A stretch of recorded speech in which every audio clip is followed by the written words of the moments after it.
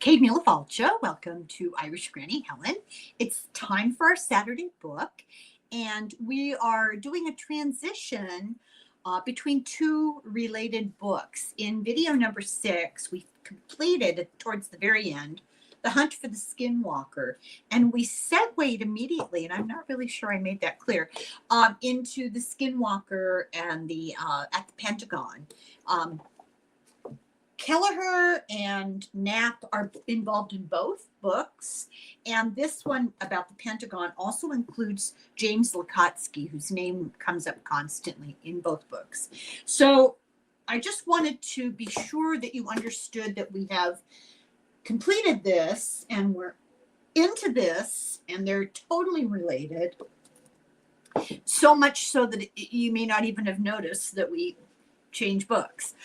This book kind of picks up from a slightly different perspective, from the perspective, well, as the subtitle says, an insider's account of the secret government UFO program. And this would be all the work that was done that helped to create what this became. So having said that, a lot of people got back to me and said, oh, this is scary. Yeah, I agree. It is scary. And usually fear comes from not having enough understanding and knowledge. And I feel that eventually things will be revealed to us and we will understand. In the meantime, I find the real focus of this book, the focus of the first book is the stuff that happened. Now, there's plenty of it mentioned in this book, plenty.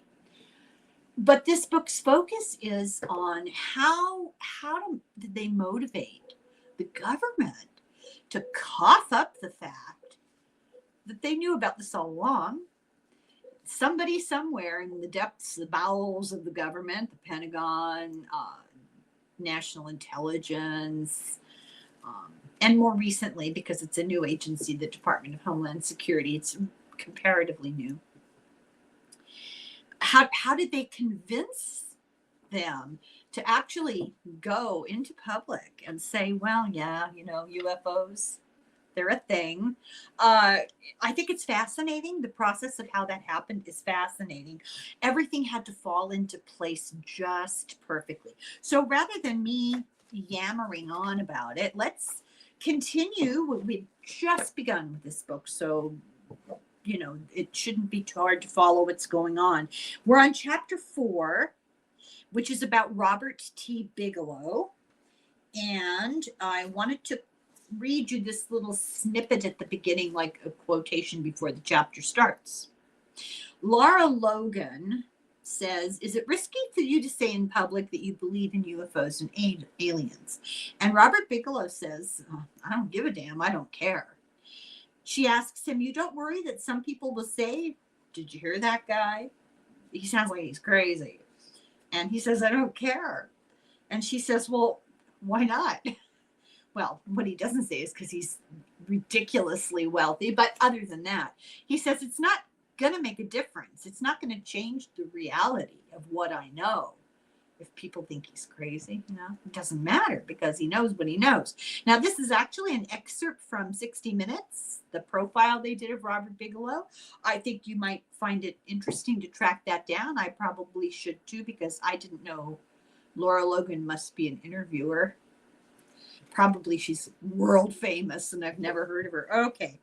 So Bigelow and his money is really what drove the whole incipient beginnings of the UFO paranormal research that flourished finally. He began in real estate, and I got something in my eye, I'm sorry. He claims a lifelong interest in a couple of questions. Are we alone? What happens after death? Interesting for a real estate agent, right? He created the NIDS in 1995. Now, I've forgotten already what the initials stand for, but it's the investigative group that he hired scientists and experts and professional investigators to go and study this seriously in a scientific, methodical way. The idea was to research the survival of consciousness after death and to research the UFO mystery. And they found some interesting intersections, I should say. He had a huge group of experts that formed a 3-man core team. There was Kelleher, Colin Kelleher, a guy called Davis, and a guy called Onett. And Onett, I believe, was the veterinarian that they called in to look at all the cattle mutilations. Later, they were joined by a retired FBI agent and a former Air Force Office of SI, Strategic Investigations, something like that.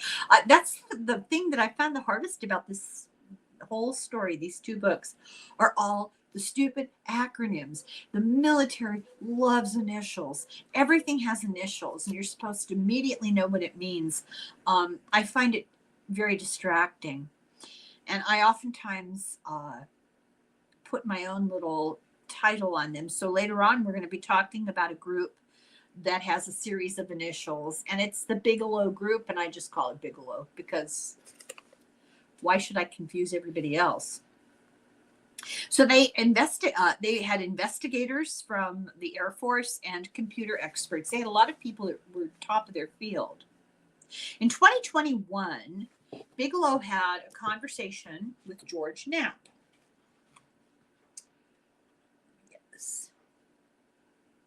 Now, I should tell you when this book came out. I'm sure I did, but let me tell you again. Oh, it came out in 2021. So right before the book was written, he had this conversation with George Knapp. And he told him, quote, "I did not know with whom we were communicating. There are 2 choices, basically. There was either disincarnate entities, non-human entities, or ETs. So it's either ghosts or ETs. Is there a difference? I would ask. Is there really a difference? Let's see. He studied the mutilations. He developed rigorous procedures. The vet that was there could get there very quickly, within about 36 hours, and do a full necropsy, which is like an autopsy, and a pathology and tissue analysis, and also chemical analyses for unknown substances. Like, did they drug these cows? Yeah. Also, they studied the black triangle UFOs, and we've all heard about those. NIDS disbanded in 2004, which we're going to talk about if it comes up. In the 90s, NASA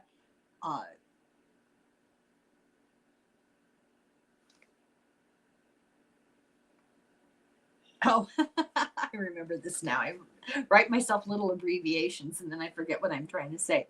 So in the 90s, NASA actually invented an inflatable habitat in space. Like, I think Bigelow, was instrumental in this. And it was like a space station, a blow up space station. So it was really easy to transport, and then they would inflate it. And there's no air in outer space. So I don't know how they did that. They have to carry gas with them. I don't know. It didn't give those details. I found it puzzling. But they were called expandable modules. It was just cheaper to fly with them. In 2000, despite many successes, the House passed a law to shut it down. And we see this throughout this long narrative history of supposed investigation of UFOs, going all the way back before Roswell, really. There's a push and pull. Always there's somebody that wants to investigate in one branch of the government, and another person in another branch of the government that wants to do a cover-up.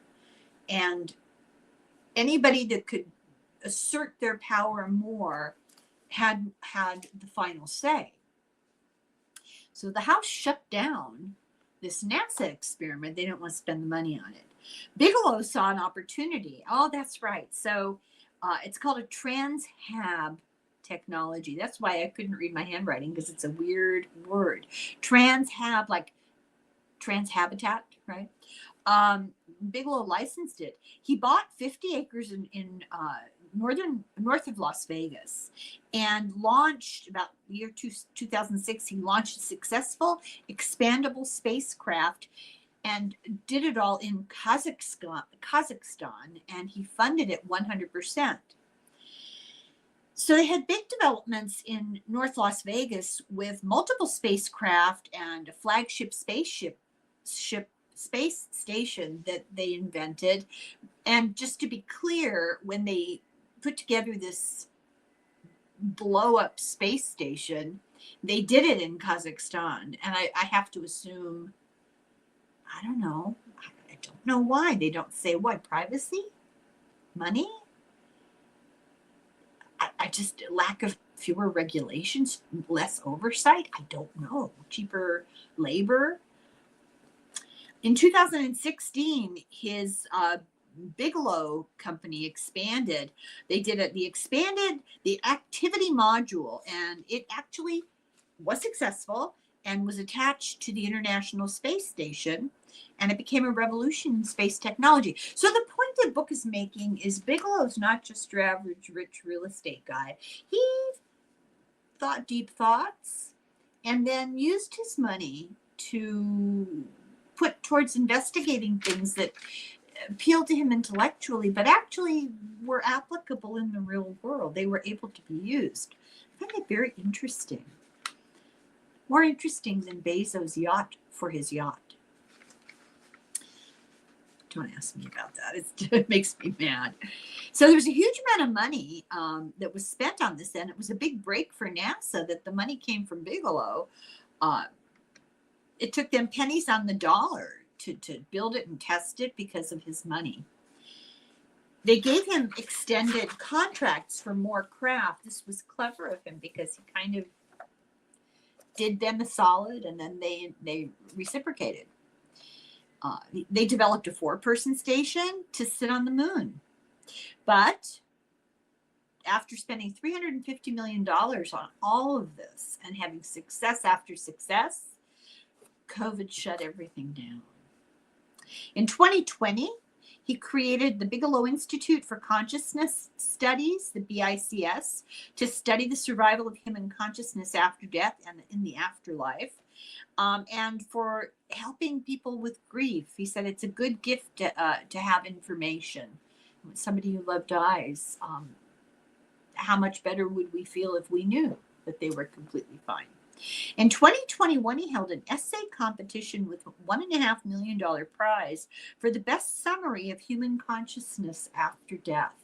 I have no information about how that came out, and if anybody knows, I would appreciate if you'd let me know where to find it. He was described as a visionary who understands the much bigger picture and far better than most people. So now we're on chapter 5. It's called The Beginning, and it's what we're talking about here is the beginning of the serious studies. The dozen crucifixes and crosses are just my decorating style. Odd, though. The cross in the bathroom just flew off the wall and across the hall this morning. So this is the Skinwalker ranch manager talking in July of 2007. A little poltergeist moment there. So Lacastki, he's a ballistic missile physicist and an intelligence analyst. His name has come up several times.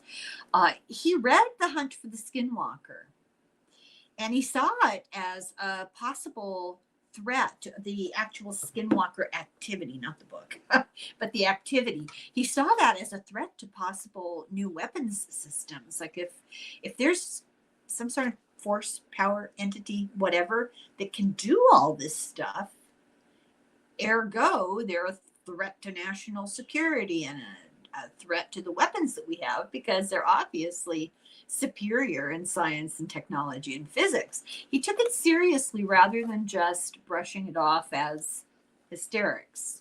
He was especially interested in the paranormal accounts that went hand in hand with UFO stuff. He said, were they really the result of a new technology, or an uncertain origin, a threat. So the things that flew silently and undetected with weird aerodynamics, these UFO things, where were they from and why were they doing what they were doing? He was shocked to learn about the NIDS study that Bigelow had set up, and that it had gone on for so long without being known. Lacastki told Axelrod of the DWO, see what I mean about these stupid initials? The DWO is part of a National Intelligence Organization, I think, the DNI, maybe? This guy Axelrod, who worked with Bush and Clinton, he went to Iraq on a secret mission, and he brought the book, The Hunt for Skinwalker. He brought it with him. And he was reading this amongst all these hardcore soldier guys. And he was reading sections of it to them out loud in Baghdad. And then he gave the book to a member of the intelligence community there. They hadn't never heard of all this stuff, and they're totally blown away. Lacastki got permission and wrote to Bigelow to visit the ranch. He wanted to go and visit the ranch to assess the threat of the technology that was involved in the phenomenon, taking it seriously. Despite the denials, despite all the 6 o'clock news anchors at the desk who talk about tinfoil hats and little green men, meanwhile, national intelligence and the Pentagon and all of these different branches of the government are freaking out. So July of 2007, Lacastki met Bigelow, and they bonded. They became really good friends. And he met the caretakers at the ranch, the one whose cross flew across the room. And they sat and talked for a long time. And apparently they said something I want you to know about. So let me see here what this is. So Lacastki was transfixed by something behind Bigelow and the managers while they were chatting. An unearthly technological device suddenly and silently appeared out of nowhere in the adjacent kitchen. It looked to be a complex, semi-opaque, yellowish tubular structure. Lacastki said nothing but stared at the object, which was hovering silently. Now he's facing these people talking, and this thing is over their shoulder doing weird things. Lacastki said nothing. It was hovering silently. He looked away, looked back, and it was still there. It remained visible to him for no more than 30 seconds before vanishing on the spot. And that's one way to get somebody's attention. So the visit lasted 2 hours, and he said his mind was just blown by this. It was an apparition of some kind of technology, and he was the only one who saw it. What are the odds for that? The NIDS team spent hundreds of hours and at the ranch, and they rarely witnessed anything themselves. They came after the fact to study, to set up the scientific tracking and everything, and they hung out at night all the time, and they rarely saw things. Eventually he searched, and he found a picture of something that was similar, and you can look it up. Actually, I Googled it, and I will do it for you again. It's the cover of an album called Tubular Bells, and I vaguely remember that group. And this is what this object looked like. It's just floating around in the kitchen. Okay.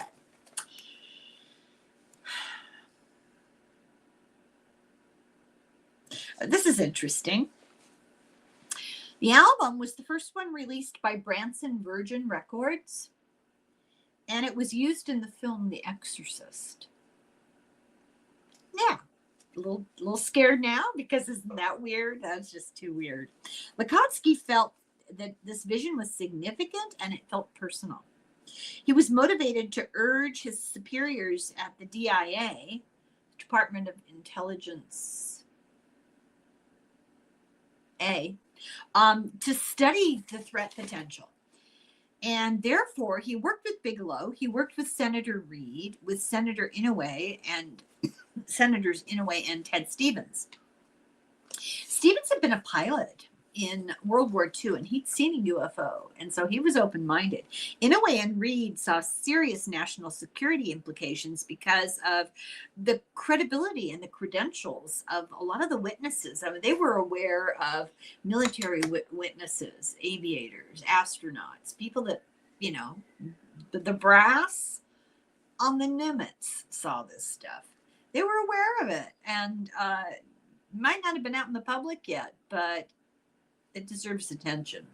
So they managed in 2021, I mean, all these years later, to get the Senate to release $22 million for the program to study it.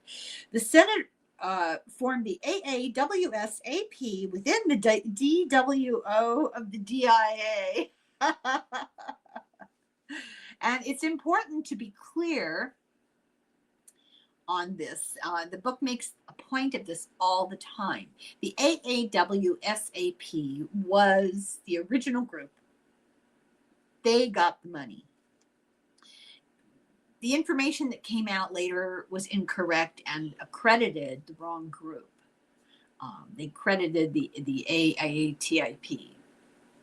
And if you're a member of that community, it means something to you. The rest of us are just trying to keep our letters straight. So it's important to be clear because it's how they manage to direct the funding. When questions arise about funding, because that's always the sticky part, if you understand what these groups are, you'd go, wait a minute, if you had thought it was the wrong group that got the money.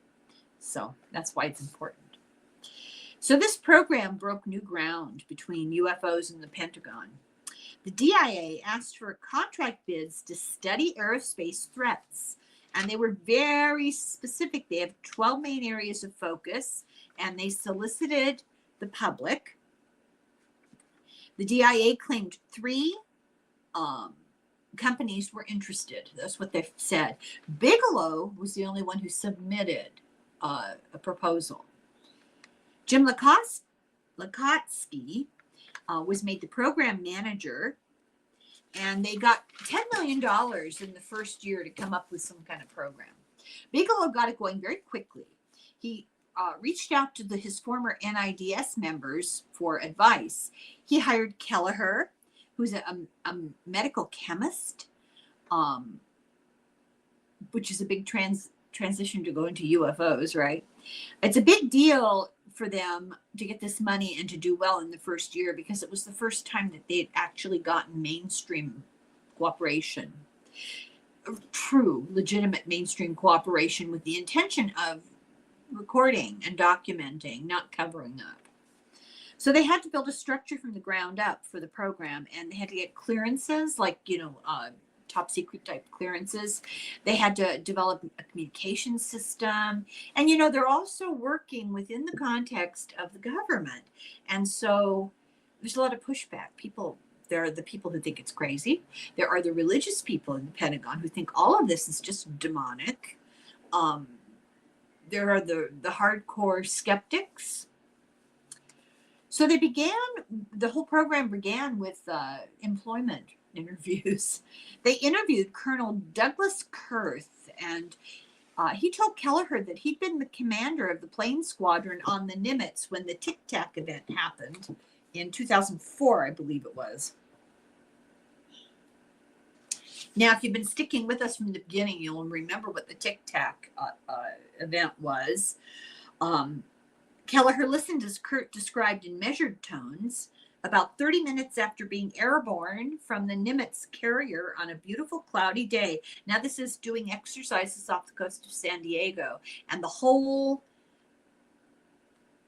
group, I forget the word for it, the Nimitz, a couple of destroyers, boats that go along with them, submarine, fighter jets, just a whole array of military, and a lot of brass were there that day, as I said, right in front of Navy brass, because it was a very important moment in their exercises.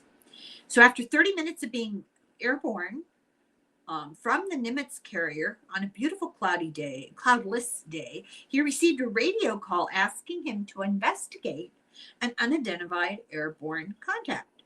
As he approached 15 nautical miles from the reference point, he descended through 15,000 feet and he saw, quote, a rather large disturbance in the ocean surface. He says the seas were calm that day with rolling swells, but no surface waves. And went on to describe this thing that emerged that was shaped like a large tic-tac. So they could really investigate it with this AAWSAP, whatever group. Axelrod came on to for the sole purpose of interviewing pilots and radio operators and other people, specifically from the USS Nimitz and the Princeton, which was one of the boats that was with them that day. None of this became public until it was revealed in the New York Times 8 years later. Leslie Kean, Kean, but I think it's pronounced Kane, long-term companion of Bud Hopkins, very well-respected New York Times, I mean, I think she might have been freelance at the time, journalist, investigative journalist. She wrote a book about this called Generals, Astronauts, Pilots, something like that, talk about their UFO experiences. I'm paraphrasing the title. It's Leslie Kean. The group was not fully recognized for everything that it did to investigate the cases like the Nimitz and all the other stories that they heard. Because of the connections of Lacastki and Bigelow, they were able to kind of grease the palms, oil the wheels, and expedite without as much red tape as most people would have faced. They fought off the many bureaucratic predators wanting some of the money, and they were able to keep 100% of it for their own program. So apparently when Congress allocates money to different programs within the government, people try to take some of it away. So the first study was in physics. So they defined this is how they went about it. They defined the current state of the art in aerospace and in technology. And in order to do that, they worked with Hal Putart of Earth Technology International. And that provided a baseline against which to compare the performance of the technology of the UFOs that they were seeing. So in other words, this is what's known in 2008 to 2050. Here's what we have, and this is where we're going with it. And this is almost assuredly where it will evolve based on what we know now. So now you know what we can do, and you know what we can't do. Look at these guys. We can't do that. That's what they were doing. So much of this information got leaked, and people started getting curious.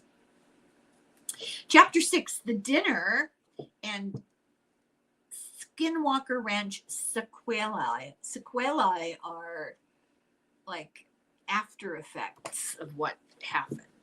So, according to Albert Einstein, it's entirely possible that behind the perception of our senses, worlds are hidden of which we are unaware. Okay. They had this dinner in Washington, D.C., and they included the A team of covert investigation in the United States. So they had Bigelow, Kelleher, Puthoff, Lacastki, Axelrod. They had 3 people from the Nimitz. They had Lou Elizondo.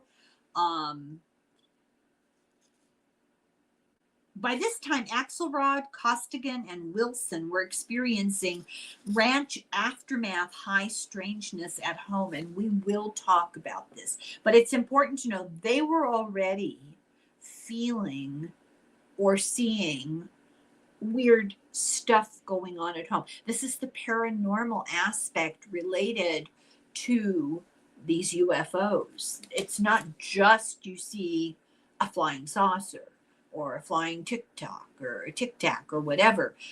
These people, almost like an infection, they take it home. And then their family, too, is affected. It's very odd. So Juliette Witt was there. She was from Pentagon Counterintelligence. All of these people that were there, they're all big names. They had 4 things in common. They had some active duty U.S. government affiliation. They preferred to remain anonymous. They had technical expertise in some area, and they were open-minded. They were all willing to focus on arcane and controversial problems without just poo-pooing them. That means they're good scientists, because good science doesn't dismiss things that it cannot explain yet. Most of them had already visited the ranch. The next day in a skiff, and that's one of those little secret rooms where you can't bring your phone in and it's all quiet and it can't be overheard, Axelrod shared what was known about the Tic Tac event. Bigelow had to host Kelleher, well, was happy to host Kelleher and Witt on their visit to the ranch. Witt wanted to walk the entire property by day and by night, and they were greeted by the ranch managers and 2 security guards. It was the epicenter for thousands of curious people who had just come from all over when they started hearing about this Skinwalker mystery. And they were all hoping to witness something. Most were okay, but some of them were trespassers. You know, it was a problem. The security officers had to expel them, but also had to report any phenomena. So their job was to patrol the property all the time and keep off the looky-loos, and at the same time keep their eye open for weird activity. They couldn't possibly have been paying them enough. That's all I can say. About a mile and a half into the walk with Juliette Witt, they found an area on the ground of skins, skulls, carcasses, a recently dead horse, and it just looked like a battlefield, like there had been carnage there. And they were really taken aback when, was this just innocently we've stumbled on something weird here? Or is this a message? They ended the evening sitting watch on a pasture. There was a very heavy atmosphere. Suddenly everything went very silent, and then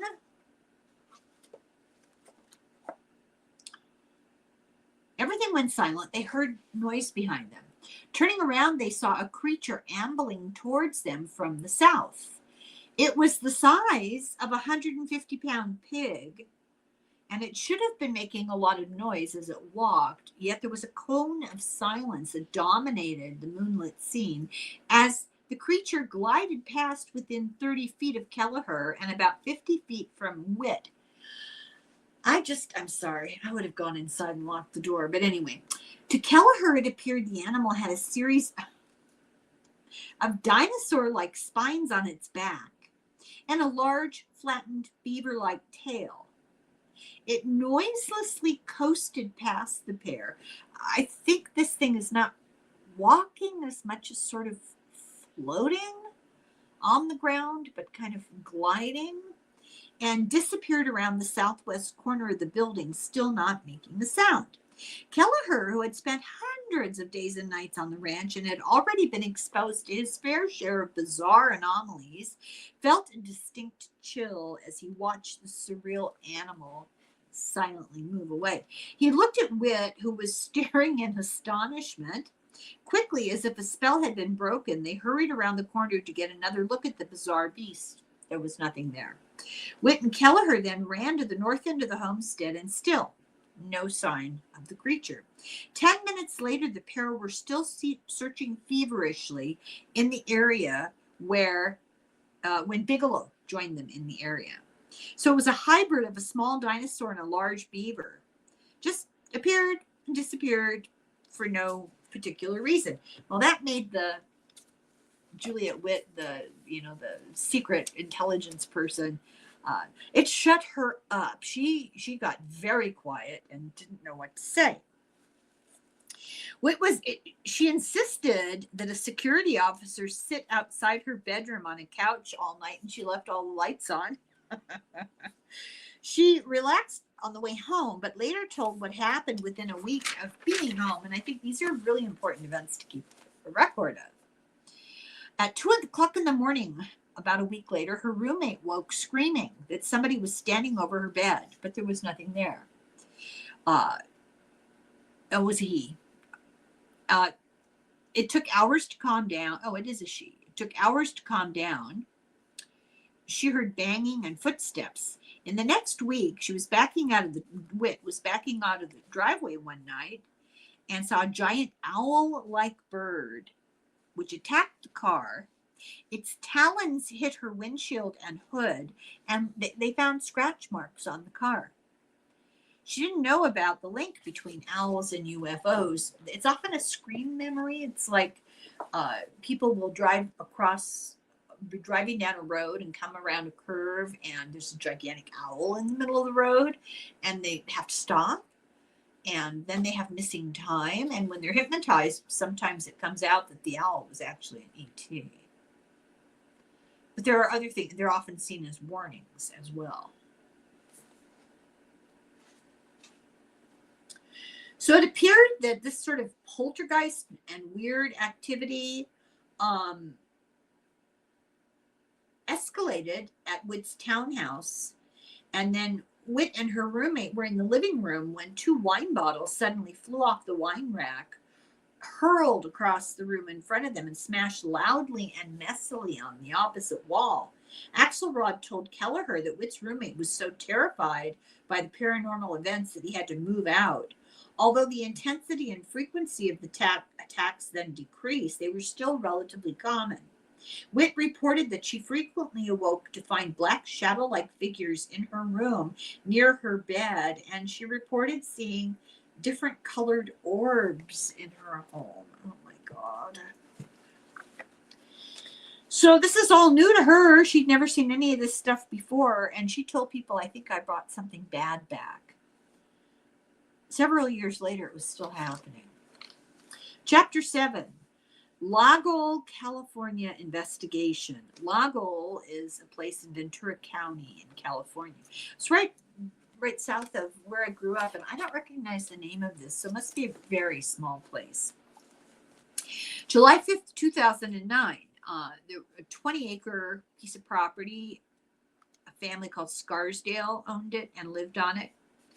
The father was retired law enforcement at 9:20 at night one night, July 5th. He was on the front porch. His name's Buck. And he went inside to get coffee, and he saw 7 huge lights outside while he was in the kitchen getting coffee. Weird blue lights. He said it looked like a new BMW light, but times 100, or LED lights times 100. He thought, oh my God, somebody's on the land and they're stealing. They had prize-winning fruit trees. I wonder if they were avocado trees. There's quite a black market in avocados going on in California. At least there was when I was there growing up. Would have been before this time. People would, like, if you were lucky enough to have big avocado trees on your backyard or your property, people would collect the avocados and take them to restaurants and sell them at the back door, the kitchen, and they get arrested for selling avocados. So Buck's girlfriend and son saw this light too, and they got worried that somebody was stealing their prize-winning fruit or their trees. But the lights were several feet above the ground and 500 feet away in the orchard, but there was no sound. So they got in their truck with no lights, and they drove slowly over, and as they approached, the lights disappeared, and there was nothing there. No person, no vehicle, nothing stolen, just poof, gone. They checked their back gate. It was padlocked. They went back to the area in the orchard with flashlights, and after about 10 minutes, they heard a couple of very loud clicks, like a pistol shot, that came from the bushes. Not a branch snap. It was a different sound. So when they began to crawl around, searching, they heard a third click, this time from behind, and then 2 more from different directions. And so they started That's when they decided to go home. Buck's brother Roger came over. Now, I guess Roger is sort of this wise old guy of the family. He has a PhD and he was a gigantic skeptic, so they called him and he came over and he immediately wanted to go to the spot where this had happened. So they went there about 11 p.m. And as they were looking around, Roger saw a silver, gray, and blue flash disappear into an opening in the sky. And he said, that doesn't happen. He stood looking at it. It was so quick. He said the sky literally opened and a blue flash occurred as an oblong object appeared to enter the opening, which then closed swiftly. Roger continued looking at the same area of the sky and reported seeing a swirling bluish residue that was left. As the enormity of what he had seen hit him, he leaned over to his brother and hoarsely whispered, let's get the out of here. Okay. I don't know how to edit, so use your imagination. Roger talked about wormholes and Buck's cell phone wouldn't charge, and it wouldn't charge the next day either. It never had a problem before. Roger was 100% freaked out, just freaked out. The whole family reported feeling stress and lethargy. They couldn't sleep. Buck started smoking cigarettes. I know what you're thinking. He couldn't shave. For 5 days, he couldn't even bring himself to shave. Then on July 10th, about midnight, he saw one large blue light a third of a mile away in the pasture, close to the ground. He woke the family. They all saw it. It went out quickly when they approached it. They approached it. They saw a vague structure behind it, like a wall, maybe. No sound. Roger came over. They called him immediately. He keeps getting woken up in the middle of the night by his crazy brother, right? Roger came over and walked the area with his brother Buck, and the light suddenly came on in front of them. But the girlfriend and the son, who had stayed back on the porch because they're smart, they didn't see anything. Buck and Roger watched about 5 minutes. The light was 5 feet in diameter and 300 yards away, and then it suddenly vanished. There was no source to it. It was self-contained. In other words, there wasn't a beam of light, like a spotlight coming from anywhere. It was just a light floating there. They checked their horses, of 2 horses that were very agitated, the way they would be if there were a predator in their corral or their stall. So the AAWSAP heard about this from MUFON, and they decided to expand their investigations from Skinwalker and to include this other ranch because this seemed related. So on July 13th, 3 former law enforcement investigators came from Las Vegas, and they went to the ranch to investigate. They toured, collected data from the property. They interviewed all 4 witnesses. They did night watches July 13th and 14th. They left on the 15th, and they saw nothing. On the 17th at 11:45 p.m., Buck woke up, and he felt compelled to go out of bed to the window and look out the window. He saw 2 large blue lights 30 feet apart in the pasture hovering. Buck filmed with his phone about 30 seconds, and then he called Roger.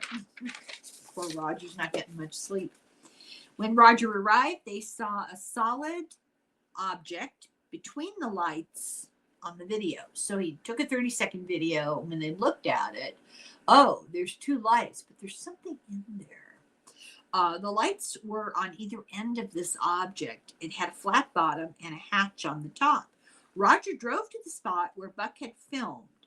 Buck filmed Roger in his truck for 30 to 45 seconds. On the film, there were 2 small red orbs moving in unison over Roger's truck as Roger sat unaware on the video. There were thin legs in the truck's headlights, and then also like legs of somebody.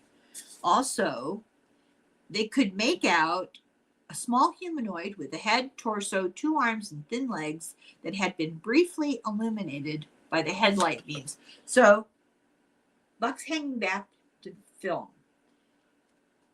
Roger takes his truck and goes to where Buck originally was when he saw the thing. He just sits there. They see this object in front of the truck. I don't know. So they studied the videos. The lights of the craft did not project light like the truck headlights did. It seemed self-contained. Everyone felt uneasy. But they did go back to sleep until after 5 a.m. Oh, my God. At 8 a.m., they found that all the files on their phones were completely erased except for their contact lists. They had photographs from vacations and family birthday parties and stuff, all erased. July 23rd, the second AAWSAP team came to surveil and to re-interview. On the first night, 3 of them sat night watch from 8:30 at night to 5:30 in the morning, and they had a camera set up, recording. 9:30 p.m., using night goggles, they all saw 3 lights. They saw somewhere between 6 and 8 orbs that were lit up about 2 miles away. They moved in a variety of patterns in the sky, and it looked like dancing, like they were synchronized. They abruptly disappeared. They were not visible to the naked eye, only through night vision goggles. The 3 guys that were doing this surveillance repeated this surveillance for the next 4 nights. On July 24th, they found a camera that wasn't functioning. They set it up, but they found that it didn't function on recording mode, and so nothing was photographed. It would have required somebody to manually switch it off of recording, but no one had touched it. The investigators had they've been within 30 feet of the camera the whole time. Nobody touched it. However, the camera had taken a series of photos, still photos of unknown objects. It must have been motion sensitive. At 9:30 p.m., Buck saw a black object with no lights hovering over the greenhouse 300 yards away from the house. He had night vision goggles on. Only he could see it because of the goggles. A small craft hovering 20 to 30 feet long with a flat bottom. At 10:15 p.m., investigator number 2 saw a craft hover over the same location. The bright lights had been seen on July 15th and 11th. There was something 30 feet wide and 20 feet high with a curved top, and the sides were angled in from the bottom to the top. It had a flat bottom, a flat black color, had no lights, no markings. They weren't seen. It wasn't seen by the naked eye. It wouldn't show up on videos, but they got it on the night vision goggles. The team did catch a few still photos of anomalies. The Scarsdale family that owned this property, they reported unexplained battery draining and equipment failure during these events. The AAWSAP team did too. They had instrument failures, and the book lists all these instruments that they had problems with, and they're giving you descriptions of the scopes and the camera and the high definition and just all this stuff that I didn't think was really all that very interesting. So they made a timeline with witnesses to figure out what actually did they see. This is from the Defense Intelligence Agency. I think I said that wrong earlier. The Defense Intelligence Agency. So 7 blue lights appearing like portholes from the 5th, on the 5th. Clicking noises on the 5th a little bit later. Flash of light with possible aircraft entering it and disappearing on the 5th. 1 blue light appearing like a porthole. Then on the 11th, Mr. Scarsdale wakes up and is compelled to go outside, sees 2 blue lights with possible craft. They have a video, and it just goes on to enumerate everything we've already talked about, but it puts it in a nice orderly fashion. And also talks about poltergeist activity. Throughout the month of July in 2009, all 4 Scarsdale witnesses reported intermittent unexplained incidents, like hearing the refrigerator door open and close when nobody was in the kitchen, doors opening and closing at night when everybody was in bed, and unexplained flashes of light on the property and in the house. Of course, similar low-level poltergeist activity had been a signature of the Skinwalker Ranch phenomenon over decades of investigation involving dozens of people. And they're not describing poltergeist activity at the ranch. They're describing poltergeist activity at home after they left the ranch. That's a little scary. How are we doing here for time? I'm going to have to stop because this next chapter, let's see how long this chapter goes. Okay, we'll do one more chapter. Chapter 8, Blue Orbs Are Not Benign. A ball of light appeared in their home shortly after the flying saucer sighting. It first appeared in the older sister's bedroom. It went down the hall and it appeared in my mother and dad's bedroom. Who's talking? Kim Arnold, daughter of Kenneth Arnold, relating the appearance of a ball of light or an orb in the Arnold home shortly after her father's history-making sighting on June 24th, 1947. He's the guy flying the plane. They think they were searching for a downed military cargo plane. They had personal small planes were looking. This is Mount Rainier in the state of Washington. And so they're flying their planes around trying to find something. And he suddenly sees like a squadron of flying saucers. He was the one who coined the term flying saucers. And after he reported it and everything and went home, they started getting this kind of activity at their house, which was never revealed before this report from this book. Within 9 months of the sighting in the air, I'm sorry, I read that wrong. Within 9 months of signing, Bigelow had a team of over 50 people that were able to investigate all of this. So first they talked about blue orbs in Oregon. Kelleher and a medical doctor, Norbert Black, interviewed Ron Becker, a 48-year-old biotechnologist. He and his daughter were driving 50 miles southeast of Bend, Oregon in May of 2005. He was going 85 miles an hour. The road was deserted. His daughter was in the passenger seat with the back reclined. She saw 3 big objects, blue objects, over a nearby field. They were zigzagging randomly, fooling around kind of, and suddenly it's like they saw the car and they came towards the car. 2 flew through the car. One went across the dashboard and out the other window. One went into or onto the upper left arm of the dad, through his chest and out, level to his bicep, through his shoulder. So he reported that he felt something bizarre and everything got all blurry and hazy. He saw the orb fly away. It was the size of a softball with sharply defined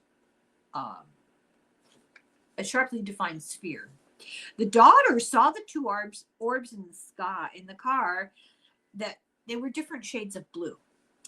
So Becker, the driver, felt sick and scared. He had to stop. They lost time. They should have been home in 45 minutes, but it took 3 hours. He got to his brother's house, went to bed, and had this vivid dream. He had a very unusual dream. He recalled an unusual face surrounded by light saying to him, "Okay, we're going to fix this," while a finger in front of the face applied pressure on his left shoulder. 4 hours later, he woke. He felt great. He went to conferences. He felt a little dizzy and nauseated off and on. He got an intense red rash on the left side of his face and started losing hair on the left side, his eyebrow, his eyelashes, from his head. It got worse. His ankles swelled.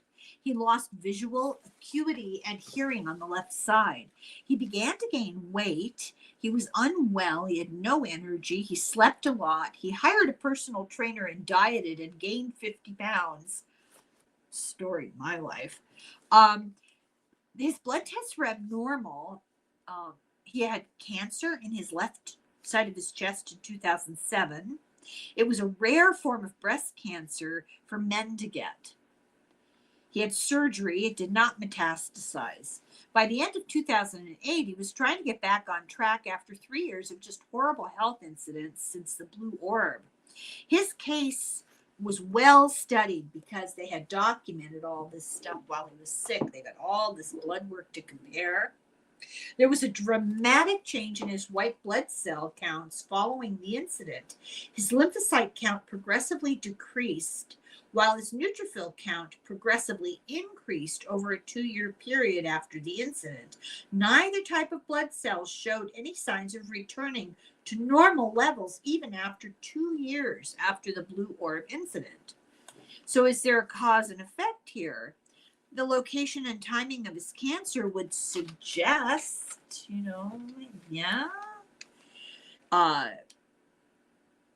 His type of cancer is genetic, and it's triggered by environmental influences, especially radiation, which would correlate with his symptoms immediately after encountering the orbs. But a study suggests the orbs had an adverse effect, but was it targeted? Was it just in the wrong place at the wrong time? His daughter, she remained well, but she seemed to have been followed home and had paranormal experiences at home after this. She shared a home with 3 college friends. So this kind of roommate, this is the best kind of roommate to have. She brings home some kind of poltergeist from the UFO. She experienced a plethora of paranormal events. Her roommates began reporting episodes of awakening to see dark, shadowy figures standing over their beds, heavy footsteps ascending and descending the stairs, and bizarre poltergeist activity. This went on for 2 years after the blue orb incident. Between 1994 and 2000, the blue orbs on the Skinwalker Ranch were described in the book as usually not benign. The Gormans experienced 2 serious encounters with blue orbs. The first was so traumatic, this is why they finally sold the ranch. The blue orb lured their dogs into the woods, and the next day they found 3 dogs burned to death in 3 different patches. The second experience, a blue orb came so close they saw swirling liquid inside, and they heard crackling electricity. They felt a sudden fear reaction, like a panic attack, but it was dread. His wife turned on her flashlight, and the orbs flew off like they were intelligently controlled. They were fleeing. And as the farther away they got, the less the fear it abated. Then there's the story of blue orbs in Maryland. Jim Costigan was back home from the ranch for 2 months. He was one of the investigators. One night, he was on a walk with his dog, his wife and his dog. His wife saw a blue orb coming towards her. For them, she went. The orb went within an inch of the wife, and then it flew off. The next day, she was sick with something like the flu. By the evening, she was listless in bed, and she was sick for days. She eventually saw dozens of specialists. Finally, a doctor diagnosed Hashimoto's Hashimoto's thyroiditis. It's an autoimmune disease. And the question is, was it because of the blue orb? Costigan says yes, he thinks it was. So we'll end with this chapter here, and we'll be back for video number 8 soon.